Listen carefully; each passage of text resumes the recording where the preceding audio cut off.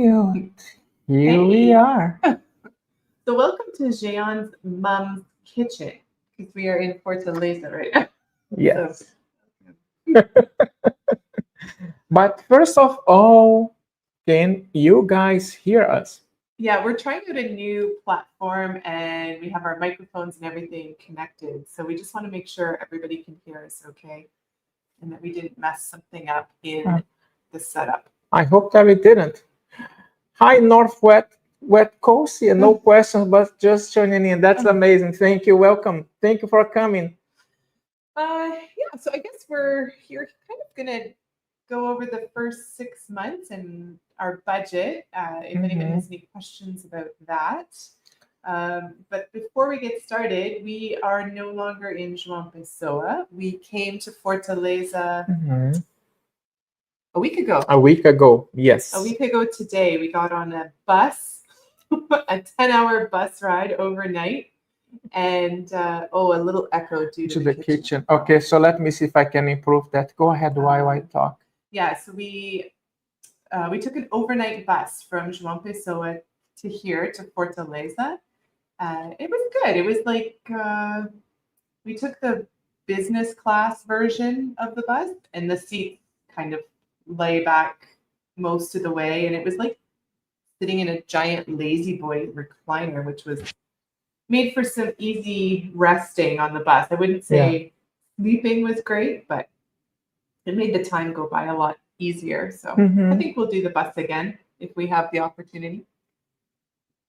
Yes, I think that we should.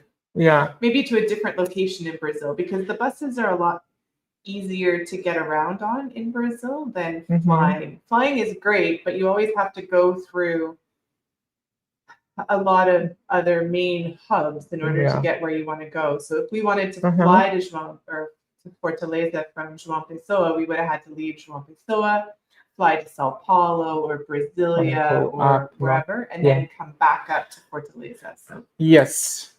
hey, hi from Toronto. I recognize that name. How are you? Uh, so glad you guys could come. Yeah. So, We have 20 people. Share in the comments below. Really want to know where you guys are. So, what time is it? Here it's Fortaleza in Brazil.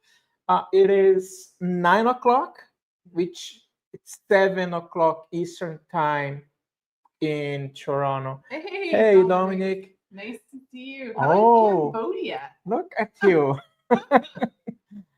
That is really nice. We are actually planning to go to Cambodia I don't know if it'll be in next year or not, 25 or but 2026. Yeah, that's the plan. yeah. Hopefully, we'll be able to make it. Oh, BC's North Coast. Okay, yeah, so I really want to get Jay on one to yeah. BC because he's never been to I've never BC, been. Yeah, and definitely to the North Coast, out onto the island. Like it's just so pretty out there that I think it maybe is. next Well, September. that is the goal. Hey, Julie, also from Toronto. Look at you guys. You know, it's funny. A few days ago, we started watching is it NCIS Toronto? What is it like I don't know. I'm really bad with the names of those shows. Law and Order. Law and Order. There you go. Ottawa. Oh, we're so happy you guys could all make it. Yeah, yeah, We want to get better at doing the live streams because I don't know, it's a great way for all of us to get to know each other a little bit better. One, for us to get to know all of you. We yeah. get your comments and stuff, but this feels a little bit more personal, like there's a little bit more interaction. Uh-huh. So make sure you send us any questions I and know. all that great stuff. Yeah, it's funny because we were talking. When was it? We actually record a video when we shared, our views about João Pessoa, which is a video Mm. that we are producing now. So it is basically saying, would you live here or not? So you guys should really, Yeah, so it's going to be yeah, next week, I think. I think it's going to be next week. And one of the things that we could not find in João Pessoa, it was actually Indian food. And then it reminds us of Toronto because we Yeah. love Indian food from not only, I mean, we love Indian food. And Toronto was the place that we always go to. Yeah. So that is really nice. Hello, That's really guys. nice. Oh, Ecuador and Hello, Mirna. Hello, GC. Mirna. Hello, welcome, and thank you for coming. We are so happy to have you guys with us. So, what are we going to do? Hey, Larry. Oh, Hey, that's we can't nice. see you this I time. know, I know, I know. What are we gonna talk today? Well, I think we talked, or I guess in the description, it was about the budget for 6 months and how we're doing so far with that, Yeah. how confident we are. Um, I don't know if you guys have, we have a few other questions that were sent in, so we'll kind of go over those as well, Mm-hmm. and then maybe give a brief forward look Yes. towards what's coming. Uh-huh. Mm-hmm. Aha, the U.S. election. Yeah, we Yes. had a nice little bump there last week after, I think everybody's portfolio took a nice little bump up after the election results. Mm-hmm. Are we making any adjustments to the because portfolio. of the election? You know what? I don't know whether we haven't really actually discussed that, but I don't know whether we'd make any decisions due to the elections, both in the US and Canada. We are potentially may have already made some moves Some moves, yeah. due to some news that's come out of certain positions that we hold, i.e., BCE and Algonquin. Yes. So we're going to get into those. We'll maybe chat Yeah, a we little should, bit about yeah, that. we should talk about that in a few seconds Yeah. because that's an important topic. And by the way, as you guys know, we are not financial advisors at all. This is only our experience and what we have been going through, learning and adjusting as we go, right? So, but this is actually a really good question. Red Bullet, hello from Thornburg. What is it? Thornburg? Orlando. Yeah. Speaking of Oh, Orlando, I am yeah. actually getting on a flight tomorrow Mm-hmm. and heading to Florida. And so we'll put it out there now. We'll mention a little bit later too, in case some other people come on. But if there's anybody from Florida, obviously there's. And you, I mean, not only for Rebecca's here, Florida. but- If you want to go to Florida, Yeah. right? So It's probably easier if you're already there. But we're thinking if anybody's around and they're interested in meeting up for a coffee or lunch or a drink or something like that, send us an email to fireWeGo@gmail and maybe we can figure something out. Yeah. We're going to be I don't exactly know exactly how close to Orlando we're going to be, but not too far that we wouldn't be able to meet up or in the general vicinity. So if anybody's from Florida at all interested, send us an email and we'll see if we can put something together. Yes. Yeah. We're going to be near Fort Pierce. Pierce. Yeah. Fort Pierce. I think is where I it don't know like where in the map it is, but it's gonna be near Fort Pierce. Yeah, Yep. so we're going to be there. So I leave tomorrow. Jean's going to stay here in Fortaleza for one more week with his mom. And it's funny. I'm going to show them something. Oh. His mom was going through. It's kind of nice. So this is our reason why we wanted to retire early, right? How do we call in the book? Die with zero? Memory dividends. Memory dividend. This is the kind of memory dividend that we are actually looking forward with. Look at this picture, guys. Look at this. I don't know if you guys can see. You can That is see. me. Oh my goodness, that's embarrassment. Those are some good pictures. So we get to see all these fun pictures. Yeah. That's it, right? Like we get to spend the quality time with Jean's family. Time we never would have had if we were still working and back home, right? Which is why we really wanted to retire early and be able to spend that time. And is another reason why I'm leaving a week early because we're heading to Florida where my dad winters out of the Canadian winter. Hi, Arthur. Hey, Arthur, how are you? It's nice to see you. I mean, not see you, but to see us. We hope that you were having a good time. Yeah? Oh That's awesome. Yeah, so I'm going to go and spend some extra time with my dad and, maybe go golfing and just hang out for some time, right? And we would never, honestly, Jean and I were talking about this a couple of days ago. Even if we were still in Toronto living and retired, we probably would never have gone to my hometown of Sterling for a month. and Yeah. spent that time with my dad and his partner, right? Mhm. So I feel like by retiring Yeah. or becoming financially independent and being able to kind of control our own time, we're actually spending far more time with our parents that we have left and our families Yeah. that we have now Mhm. than we ever would previously. That's true. And it's really, I don't know, maybe some kind of peace of mind speaking for myself. And the reason we decided to spend more time with my mom now is the fact that my dad already passed away. And mom, she lives by herself. She doesn't want to go out. She doesn't want to go to any retirement place or any of this stuff. She wants to live here. This is actually where we are now. Mm-hmm. Is the house that they bought before even getting married. Yeah. So I basically I lived here most of my life. The same with my brothers, and mom lives here. And the thing is, the fact that mom, we want to leave mom in a good way. So that's why we are kind of doing some rentals around the house, and that's why Christine is going before me, because I still want to spend more time with her. Because by the time that 2025 comes in, we will be out of Brazil most of the year, right? So that's why I really want to make sure that she is in a good space, which she is now, but kind of making a few improvements to kind of help her out, right? Thank you very, very much.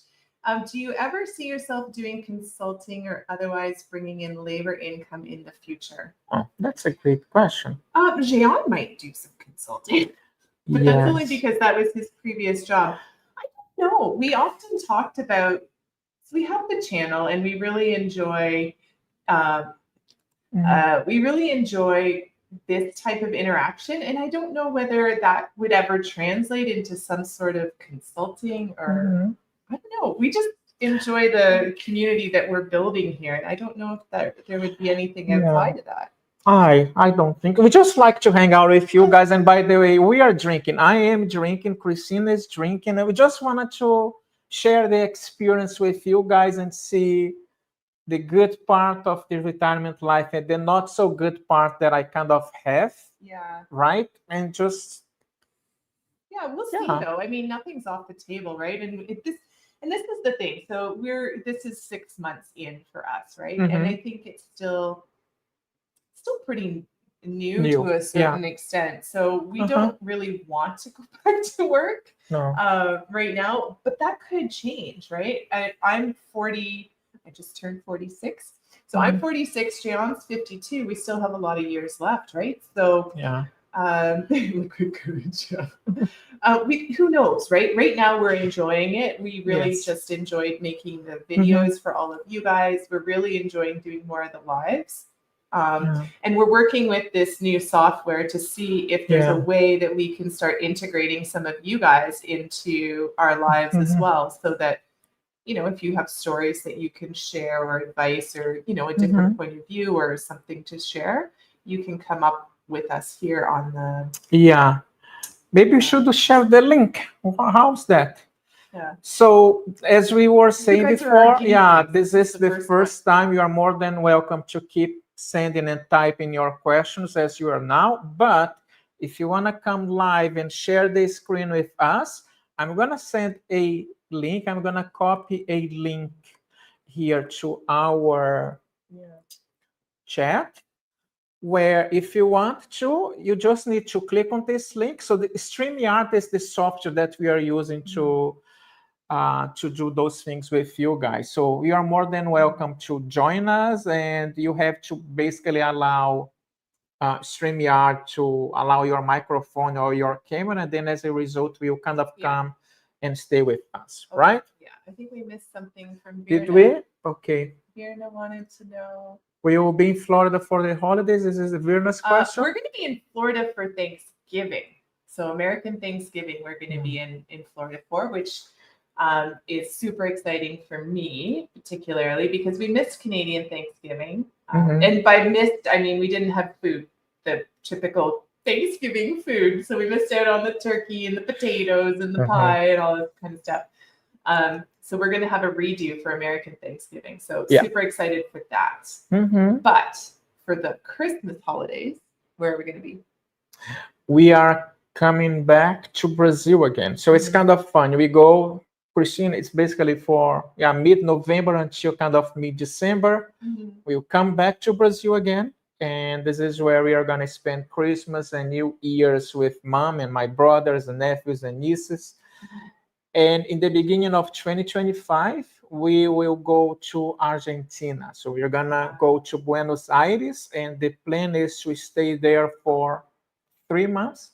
I mean, not only, I mean, Argentina in general, maybe Yeah, well, go we're to right Chile. now. Yeah, we'll see. Right now, it's Yeah. 1 month in Buenos Aires, and then planner here is having a hard time not knowing what's happening for the following 2 months. The Yeah. only thing we know is that we have a flight out of Argentina booked towards the end of March. So Yes. it'll be, hey guys from Boston, nice.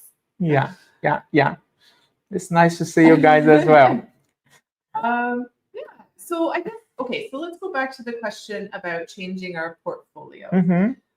So I don't think we're doing any drastic moves based on election results. True. Though, I mean, who knows what could happen into the future? Maybe we'll change our minds there. However, I'm not sure how many people may or may not have seen the news, but one of our main positions in our dividend portfolio is Bell Canada. And BCE last week put out that they acquired another company in the States, but that they were postponing any future dividend increases. Mhm. They weren't cutting the dividend at that point For for 2025, right? 2025, but they were postponing it. Yeah. Which is a really big deal for BCE because it was in Canada. That's one of our dividend aristocrats, right? So Yeah. Mhm. that made us take stock because our philosophy is a little bit different now, right? Mhm. We need the income. We need to make sure that the dividends don't get cut, but two, that hopefully they continue to grow, right? So things keep pace with inflation. So I think that one we might have to take that under some serious consideration, and potentially we might be cutting BCE. Hey, so Dominic, you understand, right? And maybe that's the philosophy that we've always kind of had it once we started learning more and more, right? So when we started back in 2019, and if you guys don't know, we consider ourselves kind of hybrid investors, meaning that we have investments in dividend-paying stocks, on ETFs for growth, and also real estate, which is the place in João Pessoa, Brazil. Within our stock portfolio, meaning growth and also dividends, we do not want to have anything that is over 4% of our overall portfolio, right? All the positions that we have in our portfolio, they are definitely, I mean, there's one that is above this threshold, but all the other ones are below. So why? Because in situations like this where, for example, BCE or any other company, they decided to not increase its dividends or even cut the dividends, we are going to have an impact because we kind of rely on those dividends to live off of, right? Yeah. So, and I mean, that's a really great point too, Dominic, right? You don't want dead money. Yeah, you want your money to continue to be working for you, right? Whether that's paying you dividends, whether it's growing in capital gains, things like that, right?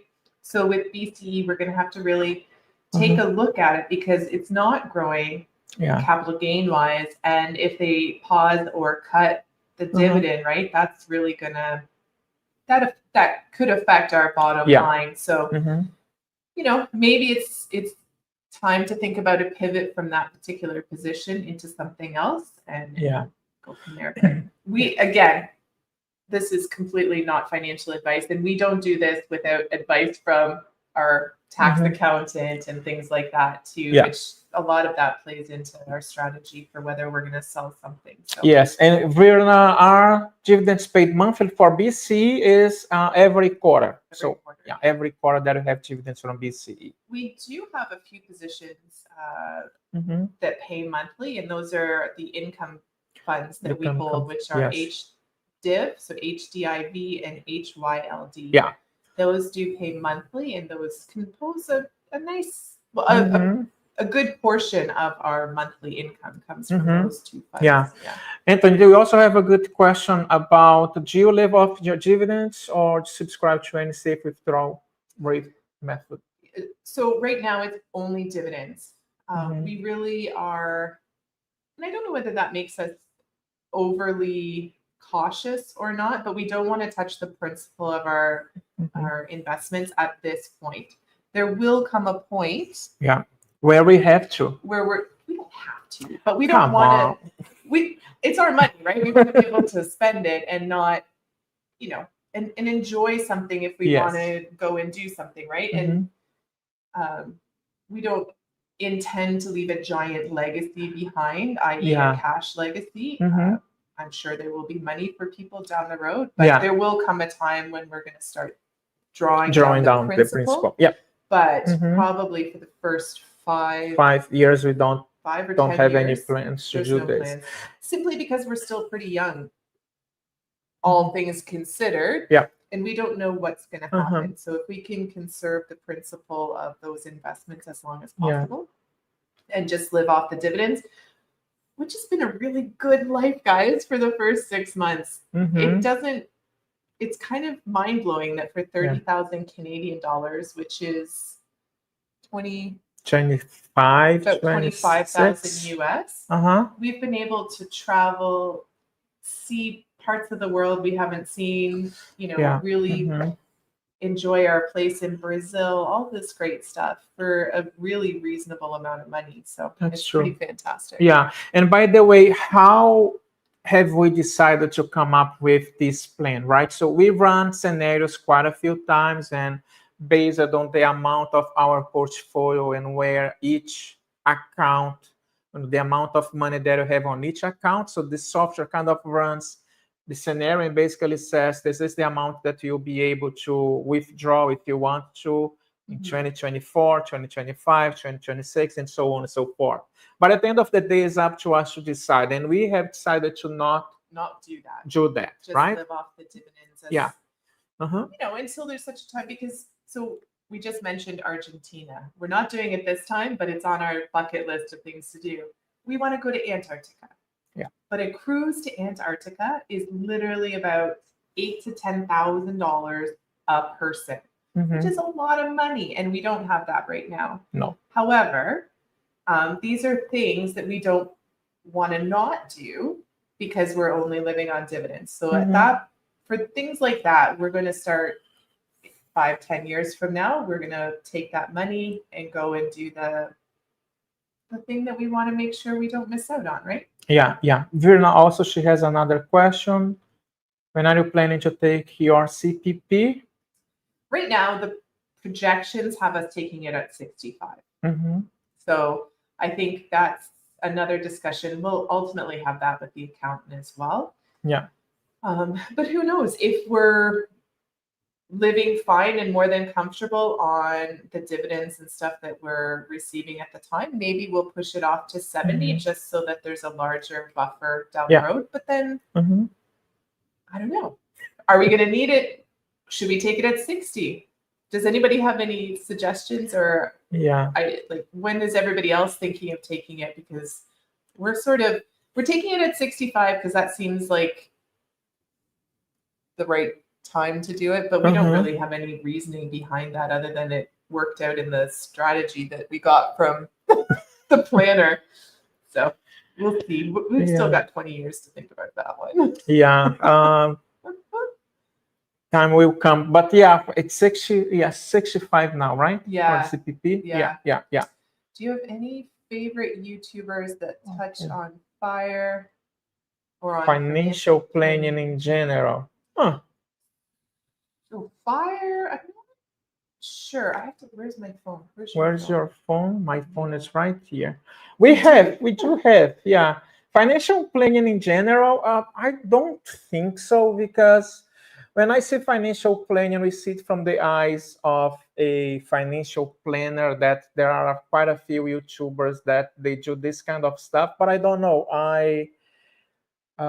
We kind of rely more on the ones that we know. It's nothing that the YouTubers, they don't have any knowledge. They definitely do, but I don't think that we do this. It's more what we have been looking over the last year or so is more the travel related stuff. But people like us who are already retired early and they are kind of living this lifestyle, right? Oh So yeah, but we do like I think it's Joe Kuhn.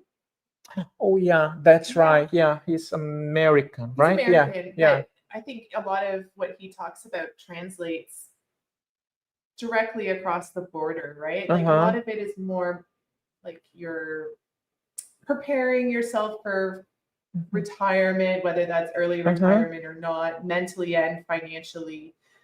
He does a really Yeah, good job that's a on it. good point. And who's the Canadian financial planner that has the channel? I keep forgetting his name. Oh, oh my goodness. You know who I mean. We'll figure it out. And Well, put it I'm in there. gonna look at here and then we will let you know. Rebecca, she actually provided two good Yes, our rich options. Our Rich Journey is another a family. I think that they are in Portugal, if I'm Yeah. not mistaken. We found out about them in 2020 or 2021. They were kind of the process of going to Portugal. I believe they are still there. And Bigger Pockets Money, it's another one that we have seen. I think that they do more some sort of interviews, if I'm not mistaken, interviewing people who filed or are in the process of, on the journey for the financial independence. Maybe what we'll do Yeah. is we'll take a look because We we didn't expect the question, so we're not. Oh, parallel wealth. That's it. Oh, terrible. Thank you, Dominic. Yeah. Yes. Yeah. For Canadians out there and anybody else in general, but he's more geared towards Canadians. That's a good one as well. Yeah. Rebecca, she also has a good question here. What's your advice for starting a retirement travel channel? I have a reselling channel, but now my husband and I started a new channel for planning for a travel journey. That's a good one. Yeah, advice Just start and go with the flow.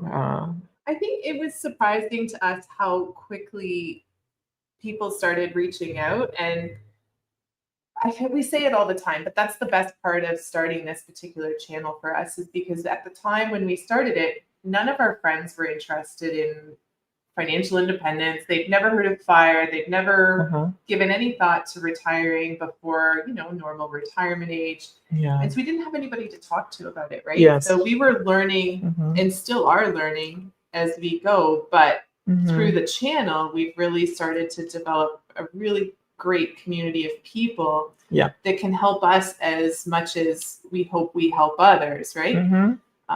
And that started very quickly after we started the channel. Yeah. So just start, and you'll be surprised how fast and to be honest with sorry to cut you off. To be honest with you, don't even buy any sort of camera gear or any of this stuff. Just use your phone. Just use your phone and the latest versions of, I don't know, iPhones and Android. So they come up with, oh, that's a helicopter. Sorry about the noise, guys. They kind of have the latest version, and everything that you do record is going to be even in 4K or high definition. So it's more than enough, right? But if you already have a channel, I'm sure it's just like it would be a separate channel, I'm assuming, than your reselling channel. But yeah, just give it a go. You'll be surprised. And I think what we learned early is that people really want to hear the story too behind what you're doing, because that's what not a lot of people are able to find others in our community sharing that story, right? So it's really nice to hear from other people. Yeah. Let's see. Delay, Northwest Coast. Yeah. Put it off as long as possible, because the longer you delay your CPP, the larger the payment coming in is, right? Which will only help in our older golden years Yes, down that's the right. road. Yeah, so it's been 30 minutes since we started. By the way, even though we don't have a time to finish, maybe kind of take 2 hours. I mean, we have Yeah, all the whatever. time here, but feel free to ask your questions as we go. How's the quality of the audio? Do you guys mind sharing the comments below? Is the audio okay? The video as well? Here I am comes like the techie Yeah. guy who wants to make sure that everything is working fine. K4 Financial is also another great Mhm. channel for Canadians. Mhm. And he is funny. I don't know if anybody else gets his sarcastic humor, but I find him Yeah. hilarious. So thanks, Oh, Verna. perfect. All right. Oh, Verna, you had another question, and I wanted to Sure. answer it here. Yeah. Will you eventually? Oh, okay. So I hope I didn't do something. No, weird. that's right. We just Yeah? come back. Yeah. Click there. Okay, There we go. so Virna had sent a question about whether we were planning on making João Pessoa like a home away from like our home base, or if we were planning to come back to Canada 6 months of the year, whatever. Mhm. There's no plans on making João Pessoa home base at this Mhm. point. That's not to say that it wouldn't happen in the future, but I think we're excited to start exploring different spots right now. So Yeah. I think it's going to be a 3-month type of deal, 3 months here, 3 months there, you Mhm. know, around the world, including João Pessoa or Brazil. So Yeah. we definitely, I don't know whether it's going to be 3 months in Canada and 3 months in Brazil, but definitely want to spend significant portions of time with our families. And then outside of those 4 to 6 months, other places in the world for the foreseeable future. Yes. Yeah. But I'm gonna tell you that I had a hard time leaving João Pessoa this time, basically because I wanted to spend more time. But on the other side, there's so many things to explore around the world that I thought, you know what? It's always gonna be here, and then let's just go and discover. And that's the reason that, of course, we decided to stop working and traveling the world, right? Japan. Oh, we have questions about Japan. John, we do have questions about Japan because I really wanted to. We did the Camino de Santiago this time in May, right? But there is also some sort of pilgrimage in Japan, and this is the one that we wanted to go and walk, right? Yeah, we're looking forward to trying to do that one Yeah. too. So. Taking Social Security. Let me just see. Social Security is not guaranteed. Oh. Yeah.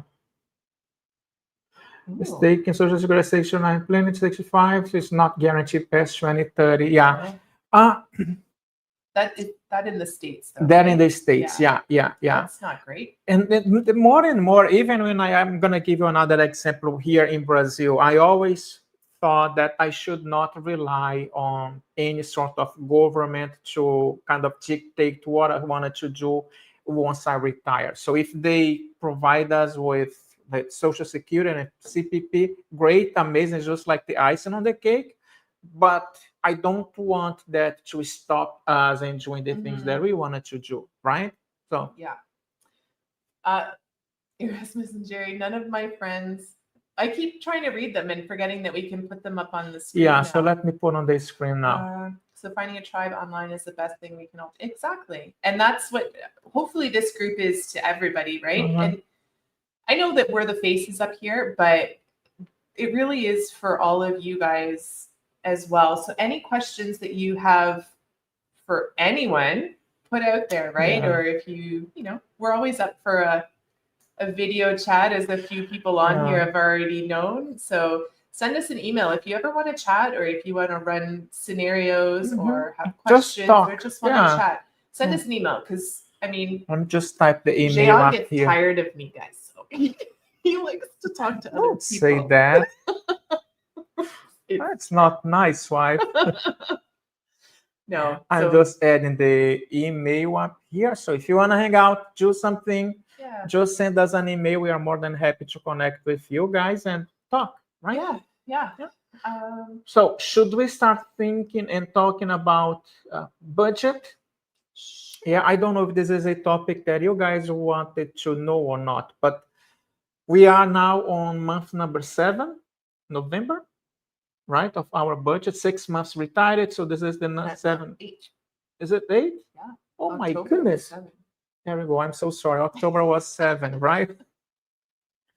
All right. So a few weeks ago, we released a video with our 6 months budget and the things that we were able to accomplish.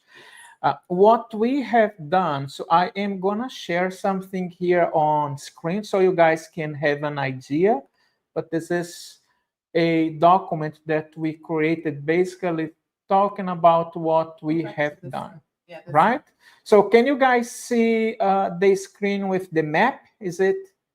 Let us know in the comments below. Again, we are trying something new and I hope that you can see what we have done so far. Yeah, perfect. So you can see the screen. Amazing. So here's what we were able to do from April until September in 2024. Yeah, so we went a few places, Yeah. which was really surprising, I think, for both of us. When we sat down and Jean created this, it was interesting to see exactly how far we've been able to travel on the budget that we had. Mm-hmm. It started off, as many people on here might know, we started off taking a repositioning cruise from Florida all the way to Spain. Then rather than take transportation, we thought, why not? Let's walk across Spain. So we walked across Spain in the Camino. And then we traveled a little bit, Portugal, Spain, came all the way to Brazil. And then we've taken several domestic flights within Brazil as well within that first 6 months. Yeah. And all of that came out to, where's your Let me little, see. So this is the conversion rate that we use. And this is, by the way, those numbers are in American dollars, right? we did American because Yeah. everybody can relate to American. Yeah. And So it's we just have the easier. amount in month by month, but let's just go through Jean the likes his breakdown. graphs, guys. Okay. Yeah. So in travel, You can see travel up Yeah. here. We spent $1,748 for all of that travel. That's US dollars. For the 6 months that we were traveling. And Yeah. that's really thanks to points.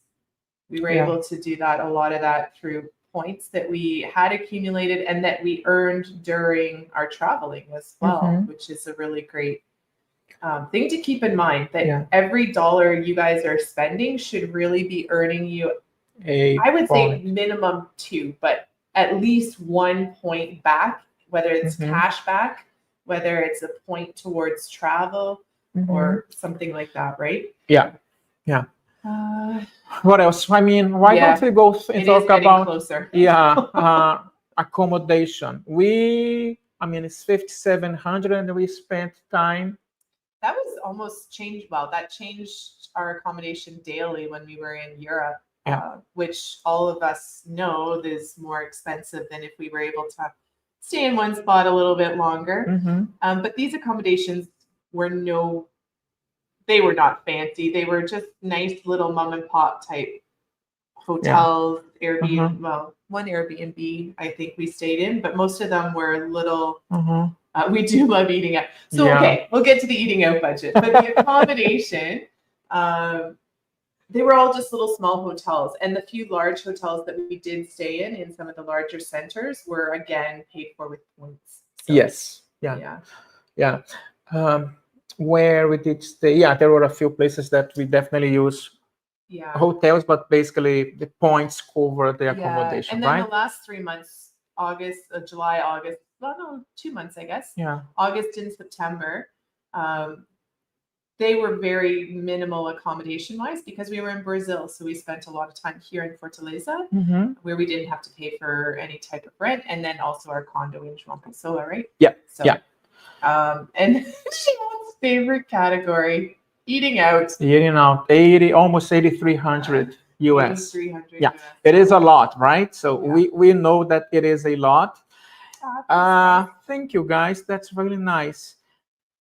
It is a lot, but there is always a but here, which is at the beginning when we were, well, first of all, we started like going back to April. We still had our home at that time, and we already had sold the house, but it was just like the closing day, which basically means that you are already eating out Yeah, and back in Toronto because of well, Right. we weren't moving houses either, Yeah. right? Like there was no going out to buy a new bottle of ketchup or something like that because No. it's just going to get thrown out. Yeah. So at that point, that's sort of when the eating out started because we ate all of our Yeah. food in the house that we weren't buying And more. quite a few places were Indian food, so that's why we miss India. But so that's part of it. And when we actually started walking the Camino, we were backpacking. We had everything that we were carrying with us, meaning that we did not have a place for more than, say, 2 days.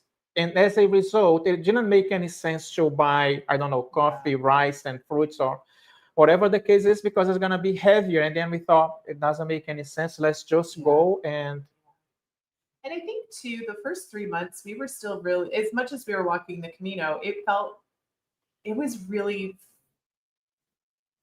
it was still a vacation type feeling. That's true. I Yeah. think too for the first 3 months or so. So it was nice to go out. We didn't have to cook, and we got to go out and somebody else did the dishes, and we got to choose whatever we wanted. We didn't have to eat the same thing, and so it was stuff like that, right? Yeah. So when we were in Toronto, we didn't eat out very much at all. So which might be another reason we went a little crazy. I mean, we are out, and actually was even in Euro, which is end up being more expensive, right? So yeah, and like everywhere, right? The prices have gone up. So what we had thought we would be spending on the Camino tended to be higher than. Yeah. So what else do we have? So that's eating out with the top category. After that, I don't think that I'm able to see here. No, not at all. I mean, it's kind of difficult. So let me just. Fees and charges. Oh, there we go. Sorry. We have fees and charges here, and fees and charges, that's basically kind of credit cards, and part of it, there was the shipping there. We have to send it over to Brazil. It was also quite expensive. Yeah. Things that we learn along the way, especially on the first, maybe I'm going to say year, or maybe first 6 months. Yeah. And I think one of the big things is we started to really rush. When we were back in Toronto, we would be very methodical with our decisions and what we decided to do and all that kind of stuff. When we hit the road, we were excited. We're like, whew, we're going to walk the Camino. And then we're like, holy crap, we have too much stuff. It's too heavy. We need to do something. And we made a snap decision without really doing our research on what we could do with this giant bag of things that we didn't need to carry with us. And we decided to ship it to Brazil, which turned out to be the most expensive and gave Jean a few more gray hairs. I know. Yeah. We would have needed to endure if we'd done our research, but live and learn, right? And I think we're starting to just relax into retirement a little bit more and take our time making decisions rather than rushing. Which is quite interesting. Sorry to cut you off. If you were to go back, we started actually releasing the budget videos since we started this journey, right? So walking the Camino. How stressed I was in the beginning when we were talking about this category of eating out, and I said, that's too much, that's too much, that's too much. And Christine said, don't worry, everything is going to be okay, right? And it made me realize that, well, first of all, we were in Spain, which is a high cost of living country. We were... Well, it's not really high cost of living, but the food was expensive. Well, food, yes. And we were basically changing locations every single day, right? So if you were to go back to Spain, you live in a place going doing the grocery, this amount will definitely be kind of reduced quite a lot, right? Yeah. And I think we've really noticed a difference since we've been in Brazil. The cost of things here is far more affordable than we were experiencing. Yeah. And you may notice that the entertainment budget is extremely small. That's because for us, eating out in the restaurants and going to new places and trying different cuisines and things like that, that's kind of a form of entertainment for us as well. So the entertainment budget is very small. But the eating out budget more than makes up for it. So we kind of see eating out as a bit of entertainment here. We also have health insurance, which is the same amount. We Yeah. do use safety wing as a resource for anything related to health in case we need. Hopefully, we don't need anything, right? Yeah. So that's like the same amount Yeah. throughout the year. Yeah. And the medical that you do see there, we spoke about that one in a few videos. We each went and got, some regular blood work done, some checkups, things like that. And we just paid out of pocket for those because it was very affordable in Brazil. We had it done in Brazil. So it was very affordable down here in Brazil to have that done. Yeah. Yeah. So, and I feel like that's a pretty similar thing in some of the countries we're heading to next year in Southeast Asia and places like that. So I think we're going to try and do some more checkups and stuff as we move around, just to kind of get a different baseline as well and make sure all the data is the same and we don't have anything to worry about. Right? Yeah. But one thing that actually surprised me was the amount that we spent on travel. From all the travel that we were able to do, kind of transatlantic flights and everything, I don't think that we spent a lot of money based on the points that we were able to accumulate when we were still working. So that's why we always say that try to accumulate, as many, if you are into this and if you are planning to retire and travel the world, the number of points that you'll be able to accumulate, it is going to help you to offset the costs of your trips, right? Yeah, even if the plan isn't to travel full time, right? Travel is a huge expense. So if you're able to offset some of those costs, then why not, right? Yeah, 100%. That helps, right? Bottom line. Yeah. Read the MMM blog. I think the MMM, Ken, if I'm not mistaken, is it the Mr. Money Mustache blog? I think that's his blog, right? Yeah. And he is also from Ottawa, right? Yeah. Yeah, it's a good blog. And My Own Advisor is a really great blog too. If anybody has, if they enjoy blogs and reading, that's a really great one. Yes, more focused on Canadian, right? More focused on Canadian, but again, Mark talks about a lot of things that can be used anywhere really when you're planning your retirement. Yes. So basically, this is a summary of what we were able to do in the first 6 months of our retirement. The 44,000 is around 60 Canadian. So these numbers are in US dollars. Okay. But we spent 23.5 and we still have almost 21 to go. Yeah. And if you guys had a chance to watch the October budget, you'll notice that we came in under budget on that month. So we're sitting pretty much dead on our projections for the year, right? So I don't know. I'm going to make a bold prediction. Okay. Should I have a sip of my cachaça? Yes. I think we're going to come in under budget actually for the year.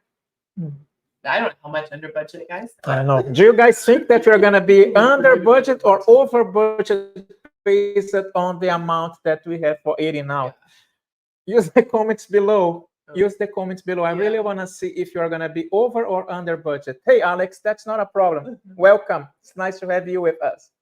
Julie, you're selling. Are you selling and moving to a new spot, or are you selling and traveling? Yeah. Interested to hear. Yeah. Virna is saying that you're going to be under budget. Okay, you are Team Christine. Yeah, Virna's always on my side. Okay, not true. Virna's sometimes on Shannon's side too. Do you have a certified financial advisor that you pay every year? So we did use a certified financial planner to run numbers for us on 2 separate occasions. We used 2 different independent financial advisors, fee-only financial advisors, and they really helped build the baseline for our numbers, right? Whether we were going to have enough or not. Can we close this? I feel like it's cutting. Okay, so let me just. However, because there those numbers came in so close to each other. What happened? I don't know.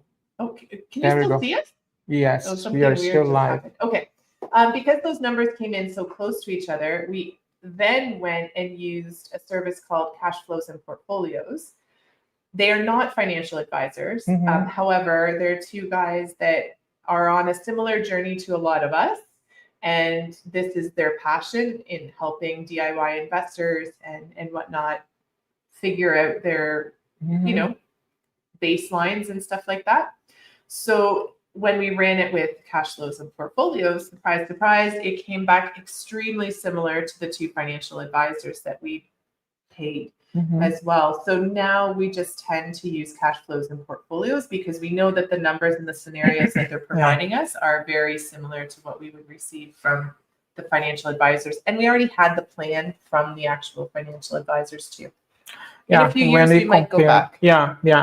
And that's, I guess it was more for peace of mind, making sure that we have covered all the options. But honestly, if you think about it, I was actually thinking about that a few months ago. Yeah. We never know what is going to happen in 10 years. Even the person that you are using as a financial advisor or running your numbers now, this person might not be around. So you have to kind of redo your numbers again. So what is going to happen? We never know. He's now stressing about the account. No, I'm not. Am I? We've used the same account for years, and he's one of our really good friends. But he keeps saying, he's like, Leo's going to retire. And then what are we going to do? Exactly. They are going to retire, and we have to find ourselves. And I don't want to be me.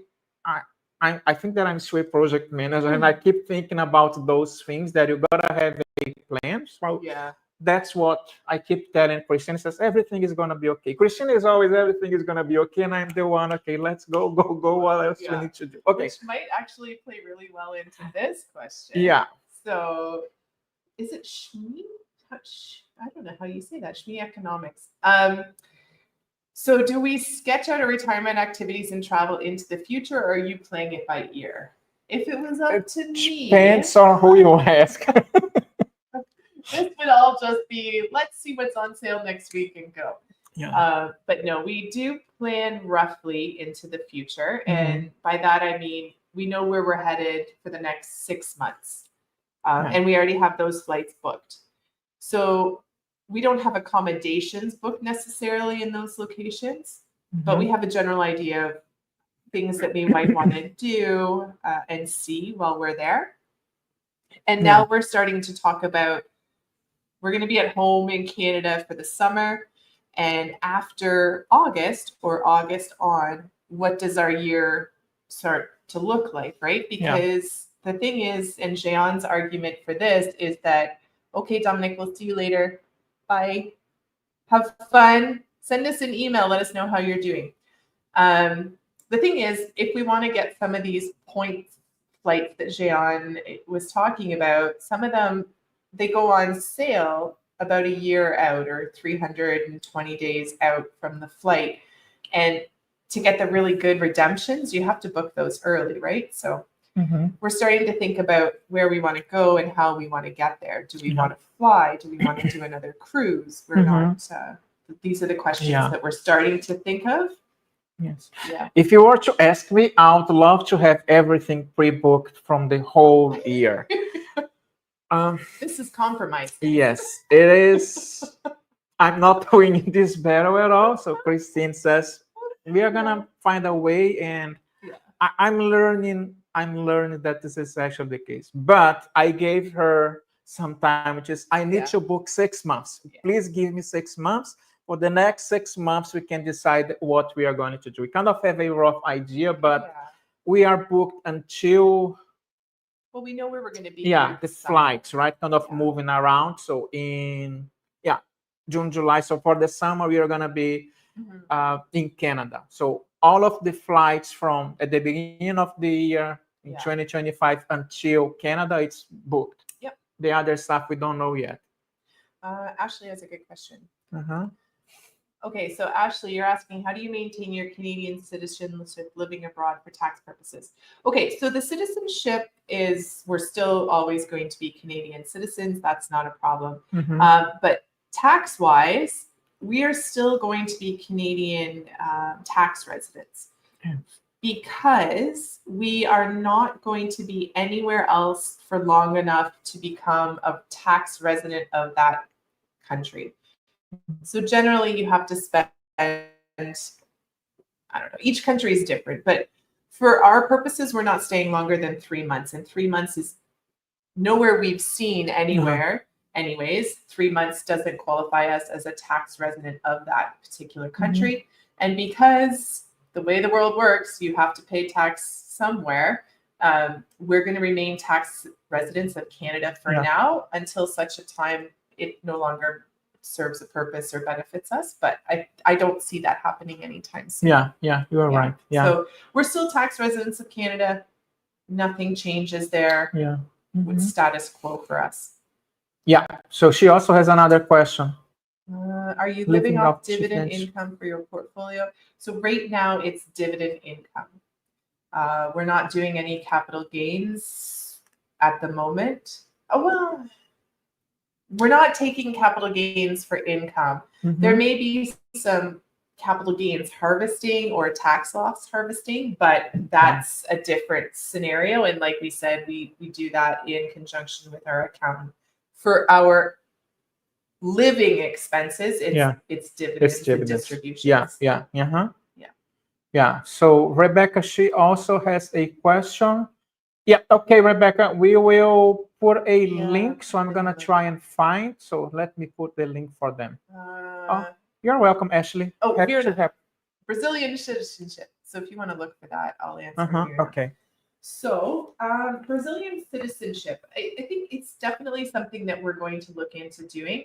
I think what our first step is going to be is getting residency for me here. And the reason to do that is so that I don't have to worry about visas and length of stay and all that kind of stuff when we're here. So that if for whatever reason we want to come to Brazil and stay for a year, I can do that without any issues. Because currently, like this time when we came, I was able to enter on a tourist visa for 90 days. And then as that 90 days was expiring, I just went to the federal police, which is their immigration, and asked for an extension. No problem. They gave me an extension. It was like 110 reais, which is about $75 US. Yeah. 75, maybe 85 Canadian, something like that. And I got to stay another 90 days, really, right? And that's every year you would be able to do that, right? So we're going to look into residency potentially when we're home in the summer, just because it's a bit easier to start that process when you're outside of Brazil, because there's some hoops that you need to jump through and things that I need to get from Canada. And it's just easier to be at home in order to get those. So we're definitely going to look into residency and potentially citizenship down the road. But that's going to have to be a discussion to have with the accountant and whatnot to see if that'll have any effect on our tax, any tax implications, right? Do we then become tax residents of Brazil and all that kind of stuff? So we'll have to look into that. Yeah.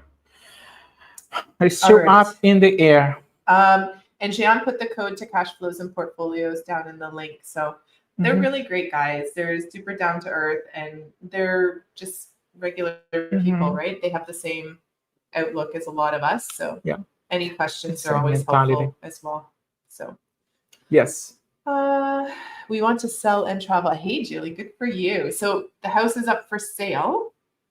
Any plan, like has it sold or any time frame for the traveling? And where are you headed first? Because that's very important. Yes. What else? Yeah. When you calculated the October expenses, did you include the foregone cost, lost revenue from the rental of your condo? So we're keeping the rental separate from our living expenses, other than when we are there. When we're living in the condo, we're going to include the condo fees, the electricity, the internet, because we're actually physically taking those costs on. When we're not there, the condo runs itself, it pays for itself. So it has its own bank account and it does its own thing on the side. So we're not counting what was the question? I feel like That's right here. did you include the for lost revenue? We haven't lost any. We're still cash flow positive on the rent for the year, so there's really, and it's paid for. And so we're doing a condo video. We're trying to put it together now that talks about all of the numbers associated to the condo, the appreciation that we've seen in the actual investment, the rental income that we receive, things like that. So right now it's cash flow positive, and that extra cash flow is waiting either for us to use while we're here or as a safety net for if something happens down the road. That's true. Yeah. Paul, you were late. You're watching from the beginning. Okay, we are saying hi, Paul. Hey, Patrick, thank you. Patrick. That's nice. And Virna, so the condo, yes. So Virna knows we've been doing some renovations to the actual condo down in Brazil as well. And that money is all just generated from the rental income that we've been able to accumulate down there.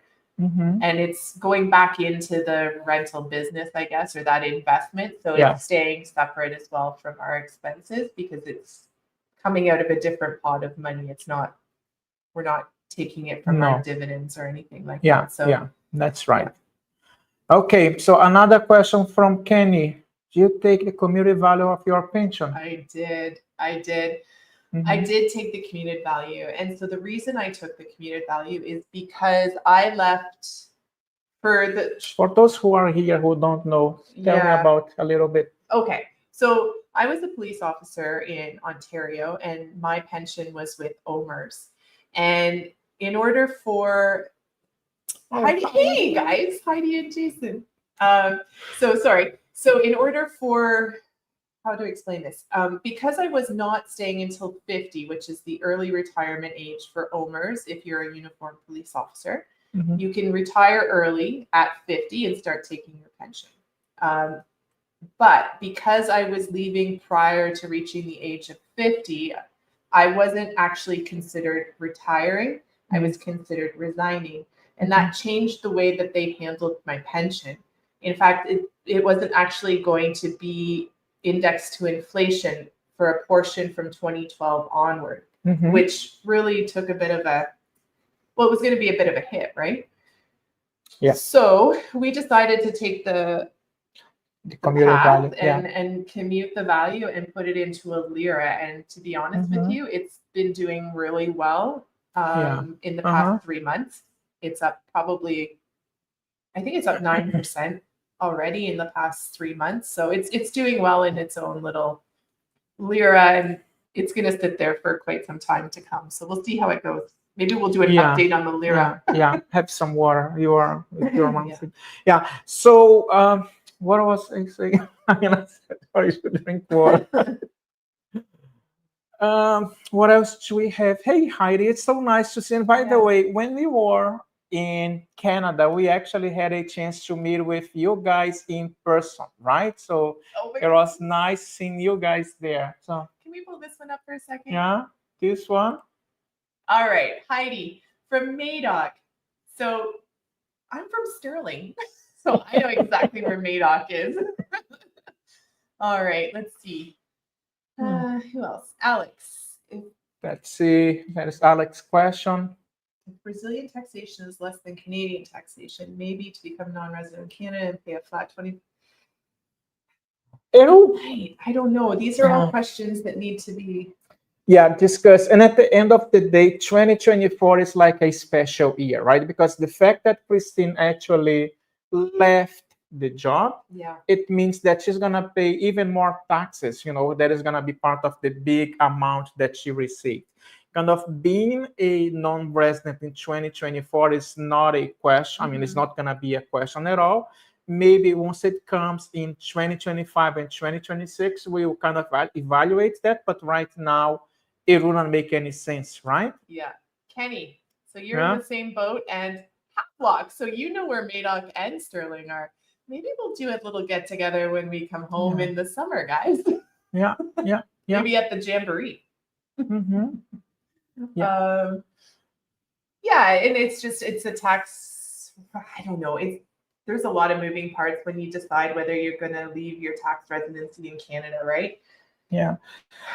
And I've been there before, right? So when I was living in Canada, I was invited to work for a Canadian company actually here in Brazil. And I had to become a non-resident in Canada. So I became a non-resident in Canada and a Brazilian resident again. The company was actually had an office here. When I moved back to Canada, you have no idea of the amount of stuff that the CRA, the Canadian Revenue Agency, they were asking me about what have you done from this day to this day. Okay, you don't have TSA, but I was not making any contributions to the TFSA. It was like a nightmare. I'm not kidding. It took me more than a year to finish everything and to give basically to stay up to date with the CRA. And the best thing to do is keep everything with you.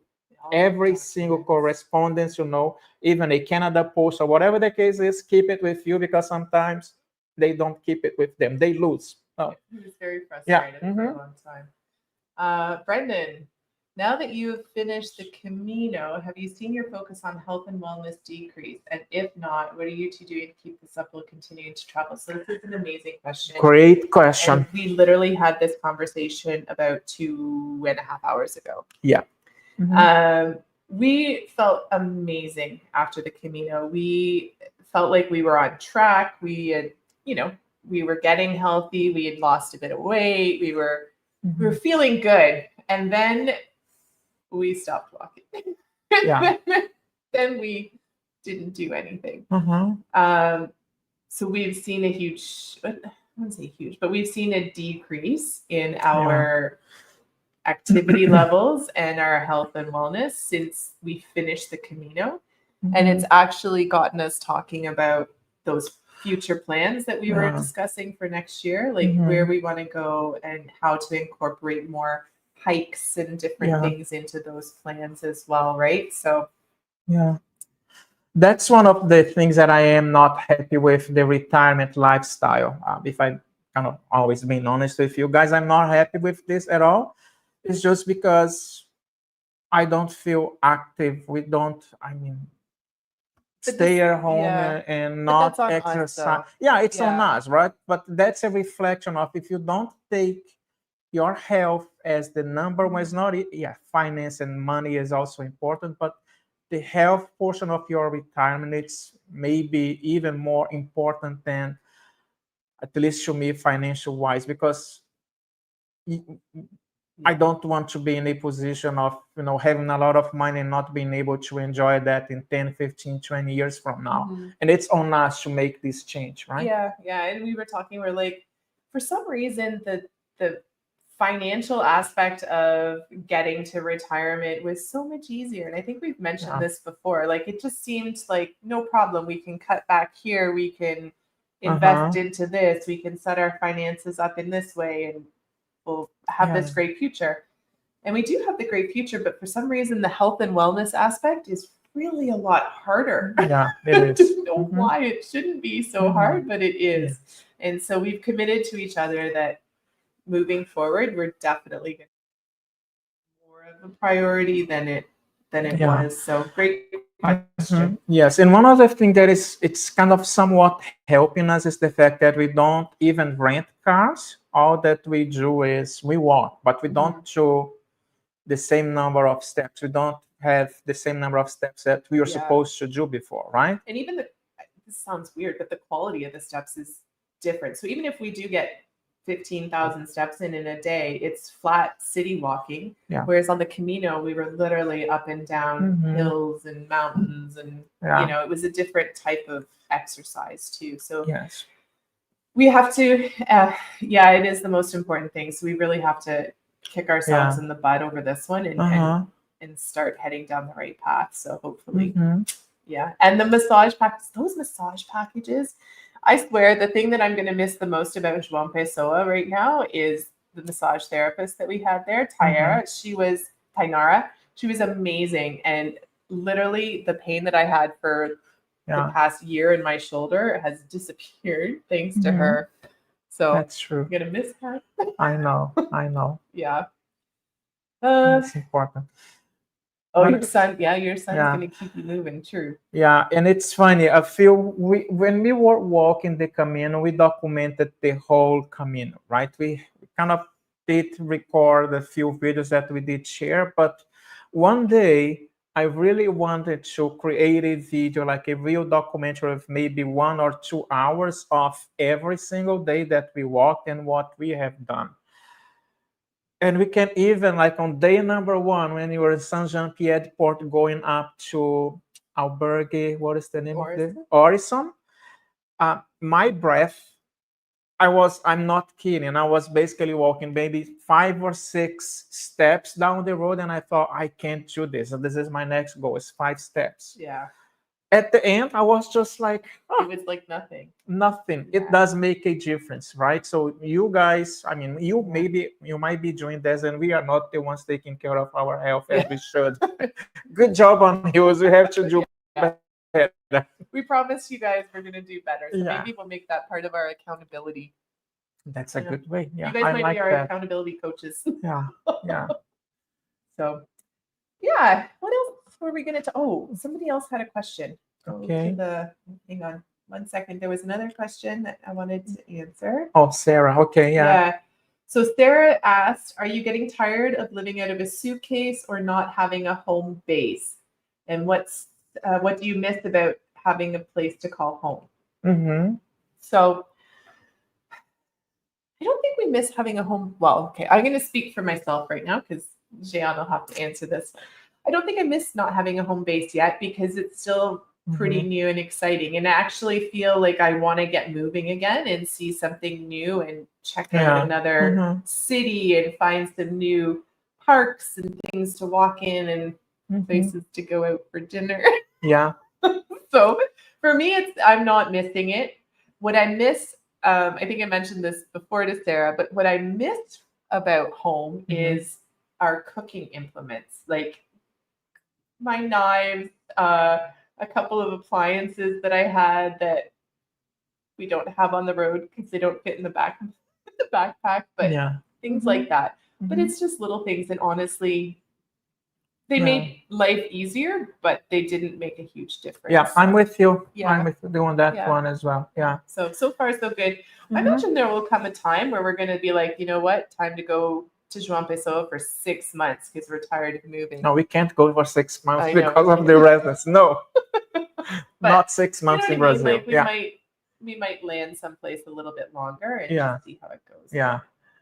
So here she was saying it great to see like the accountability coach. Yes. Yeah. That would be great to see. Then you can do a 6-month check-in. Like, you know what? I think maybe we should. And I think that that's a way to keep us accountable because it's hard. I find that your health and wellness is a lot harder to stay on track with than it is the finances. At least that was me. Yeah. So by the way, guys, we are here. If you want to come and hang out with us and ask a question like here showing your camera, this is the link. So if you click on this link, you are more than welcome to come and join us, right? So feel free to. You're not obligated at all, but here you go. Here's the link. Okay. Right. So we've got a few questions here, starting with Anthony. So Anthony, what's your asset allocation? 60 stocks, 40 bonds. How do you plan to mitigate sequence of return risk? On your retirement plan, what did you assume on your investment rate of return? 7% inflation. Okay, that's a lot of questions. Great questions, Anthony. Okay. I love it. Right now, our asset allocation is 100% equities. Yep. Yeah, we're 100%. still full on equities. Now, we do split our portfolio between, it's about 50% of the portfolio is dividend income related investments, and the other half is growth oriented ETFs. So, but we haven't delved into the bond sector yet. No. And I mean, that could change, but we're still pretty young right now, and we haven't. I don't think that we're gonna need for now, maybe like in the future, but right now we feel that we're happy with our situation at the moment. We'll see.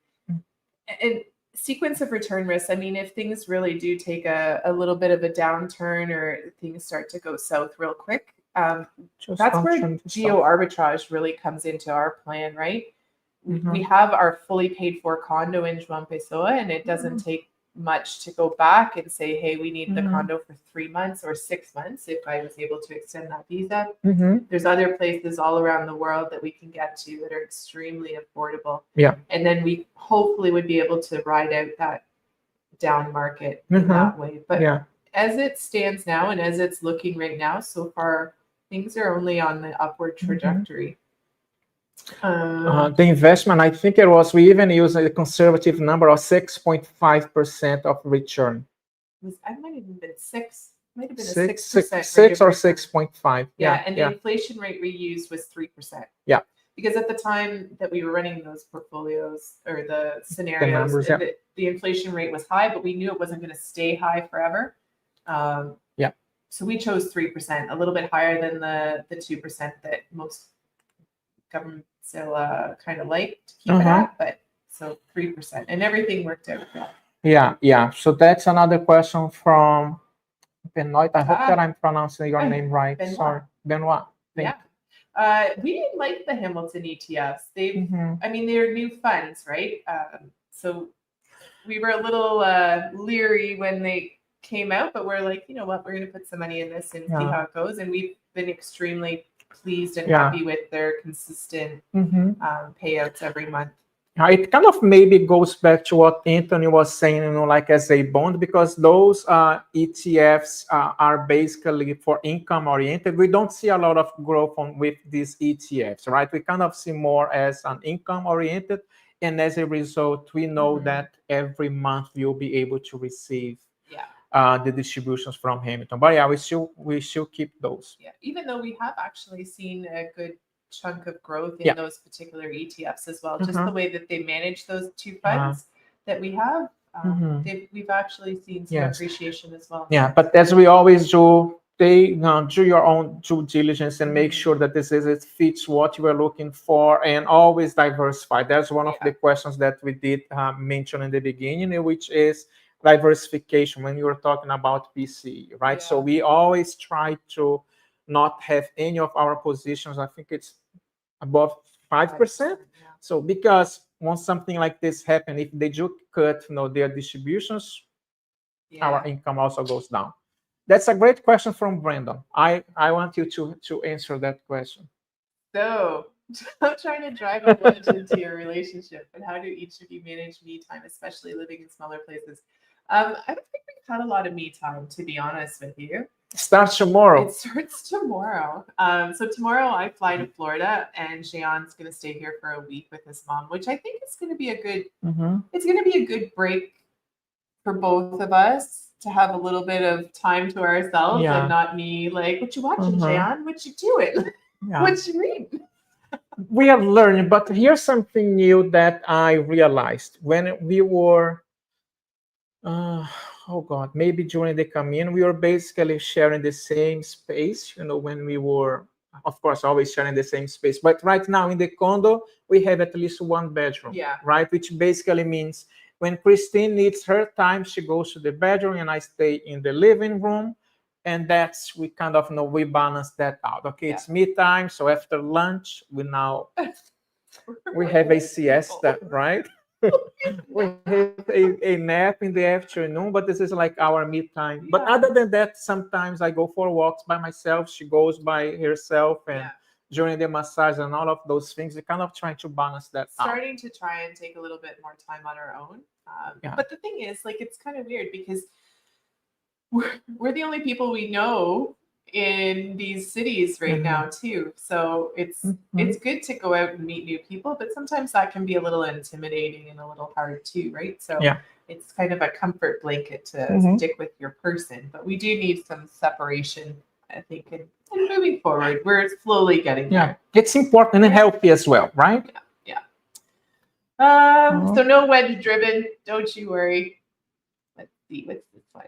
With 100% equities, do you have a contingency plan if the market goes down? I think it just goes back to the same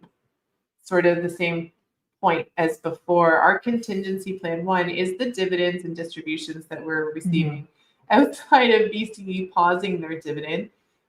The only other one we've had an issue with is Algonquin. All of our other dividend stocks have, up to today, have been increasing their dividend year over year, even during COVID and during, the inflation crisis that we all went through and everything. Dividends were increased. So sort of if the underlying stock goes down in value, we're not worried. We're not going to sell it.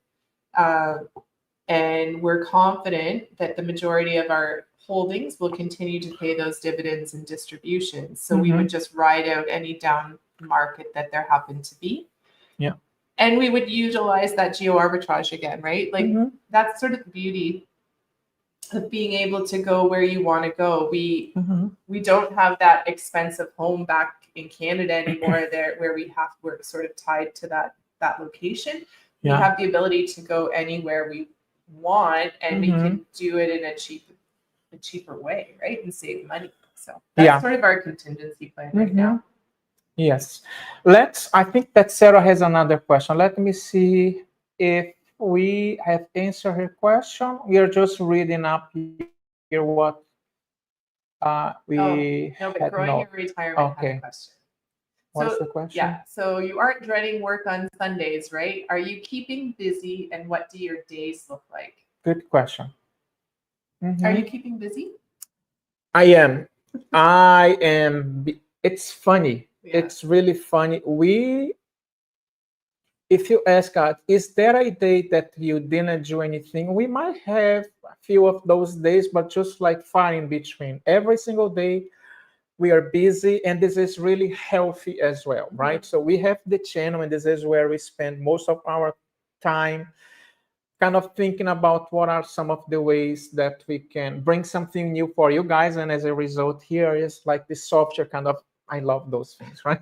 This brings him joy. Yeah, it does bring me joy. It brings me creating the spreadsheets, the spreadsheet that we just showed a few minutes ago.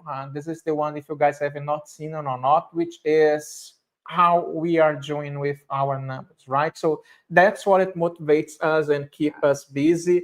The fact that we walked the Camino in the beginning also helped quite a lot, because it was like that was our day. Yeah, that was our day, and we always had a goal. The goal is, at the end of the day, we need to reach that location, which help. So it kind of goes up and it's a little bit down, but it's time to keep up again. Back to the health aspect, I think we now need to incorporate that into our daily routine. And I think that's the biggest thing, is coming up with a routine that we can move around the world with us. And once we have that, we haven't had any problems filling our time, that's for sure. No. Sometimes we look at each other and it's 8 o'clock, and we're like, where did the time go today? Because I'm tired and ready for bed. Yes. And also the fact that Mom, she was doing some rentals, right? So which keeps us busy. And this is the beauty, guys, of having time and dedicating our time and being busy, doing things that we love. Spending time and helping Mom with those things, organizing the things in João Pessoa, and keeping ourselves busy and walk the Camino, right? Exactly. So JMJ. What is this question? Hello, thank you so much for your videos. Oh my goodness, I live in Algonquin, Illinois, USA. Does one include any balance in an HSA account as part of your fire number? So we're not super familiar with HSA. I think it's a high savings account. No, it's a health savings. Health savings account. Yeah, we don't have that. We don't have that, but I think that should factor into your fire number. I'm not sure. It's an investment account. So if there's any Americans on here, maybe they can help out with this question. We're not extremely sure, but I would think any account that you have money in and saved in and invested in should count towards your fire calculations anyways. And I'm not 100% sure, but don't quote me on that. But I think that you are even able to move money from this account to another one. How, I'm not 100% sure, but I believe that this is actually possible. Sorry about that. Super versed in that one. Yeah. Brandon has another question. Okay. Can you comment on the pace, fast versus slow, of the travel? Are you both? Yes, we are very much aligned on this one. Yeah. And any early signs that this whole advertise is going to be sustainable? I think it is sustainable, and I think it's sustainable. Correct me if I'm wrong here. because we both want to do it slowly. Mhm. It was utterly exhausting to move a location every day, every 2 days. Yeah. We're doing the Camino. It was exhausting because you're physically exhausted, but more it was just having to wake up and pack your Mhm. bag and move to a new location and then find the Yeah. hotel in the city where you were going and then Mhm. find rest. Whereas when you're in one location for a little bit longer, it's almost like you can Mhm. find your spot in that community. If you're there, our goal hopefully is to be in a Uh-huh. place for in the cities a little bit, learn the Mhm. fun little hangouts and Yeah. And even when we were thinking about that, I don't know if you agree with me, maybe 1 month is not even yeah. enough, right? So what we kind of found about, like the place, it will be around maybe 2 months more or less. Because if you think about it, let's say if we stay in a place for 3 months, Yeah. it basically means that throughout the year, you have to find hotels and accommodations like 4 times during the year. But Yeah. it does It's a lot less take a work. lot of time. Yeah. It does take time to research the location, to research, like the community that you wanted to be in.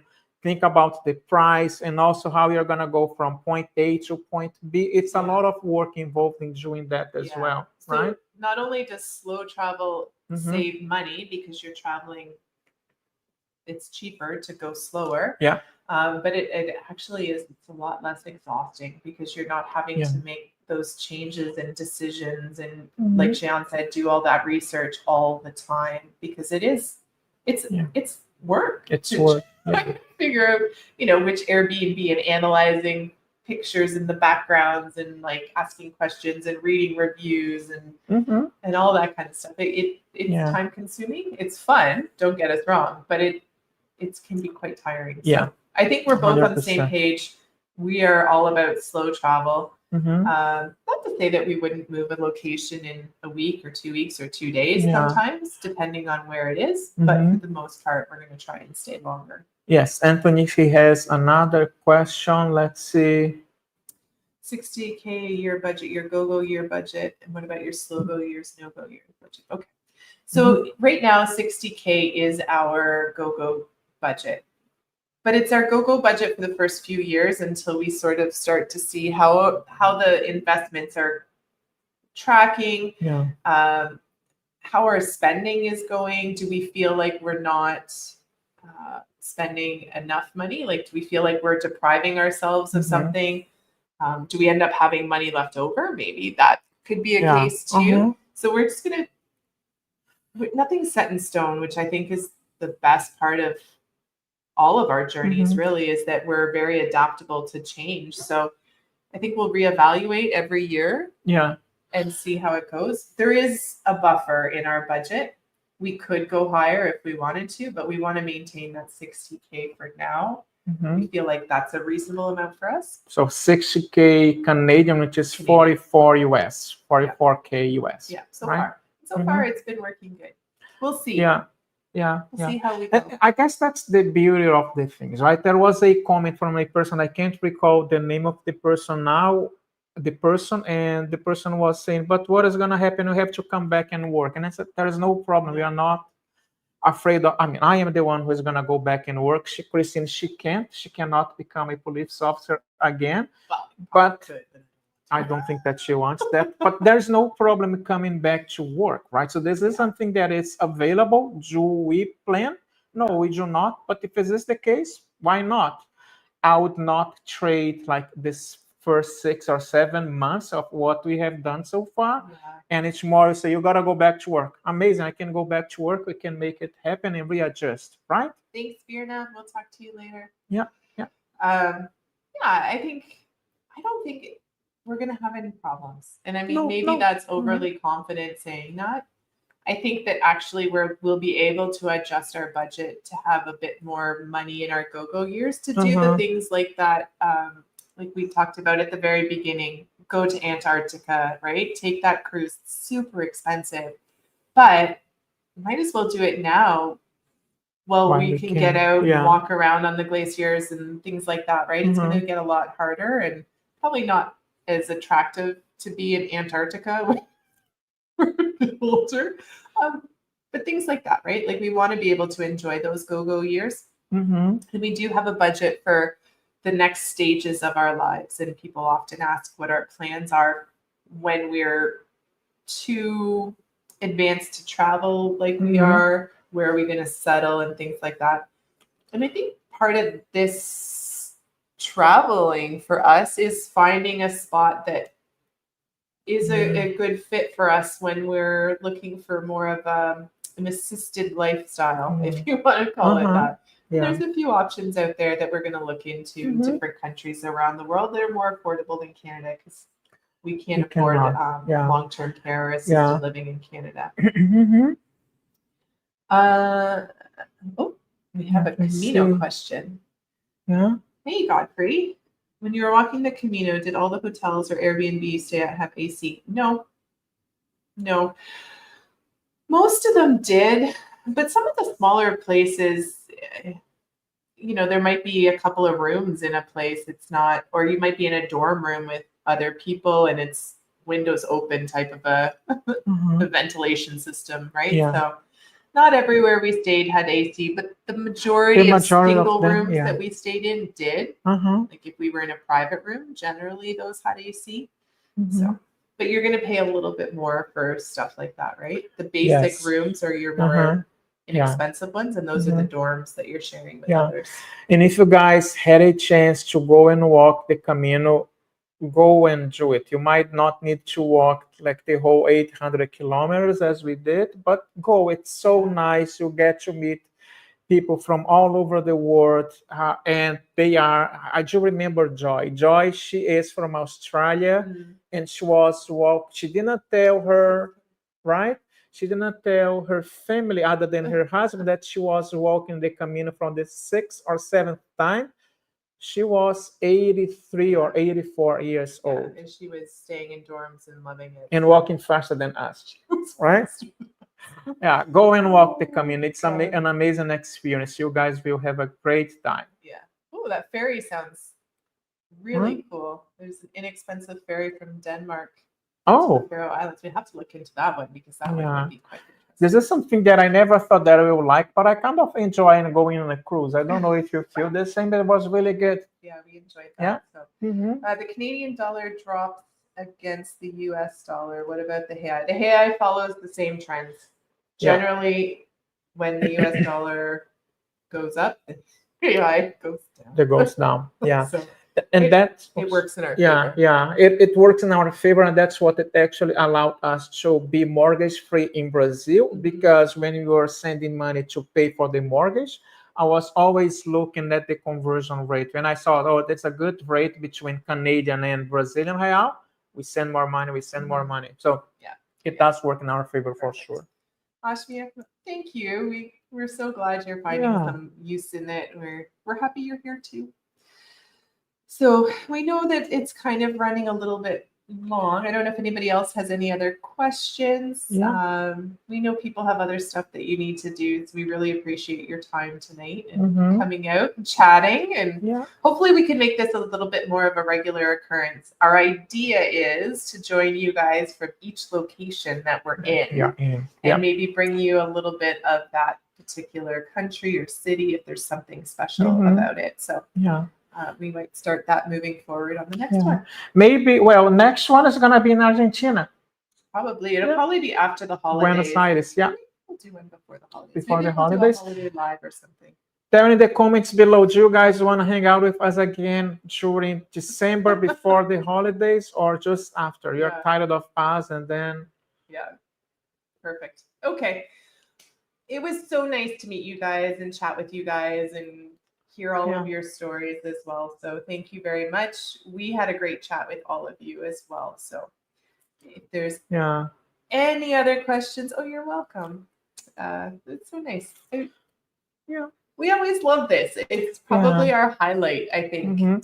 And please don't be we are not celebrities whatsoever. If you want to hang out, if you don't have anyone to talk to about fire, retirement questions, anything that you guys want to talk to, if you don't have anyone, send us an email. I mean, we are not kidding. We have time. Yeah, we have time, and we actually love hanging out with this. Yeah. people on Zoom or Google Chat or Yeah. WhatsApp. Figured that one out. We didn't know. Oh, yeah. it was with the guys in Ecuador, right? Yep. So, anyways, we're gonna let you guys all go and enjoy your pizza nights. Yeah. Yeah. Save us a piece. No. We hope you have a great night and a great week, and we will talk to you later. Okay. We hope that you're well. Have an amazing rest of your evening, and we'll see you in our next live. All right, guys. Take it Thank easy. you. Bye. Bye.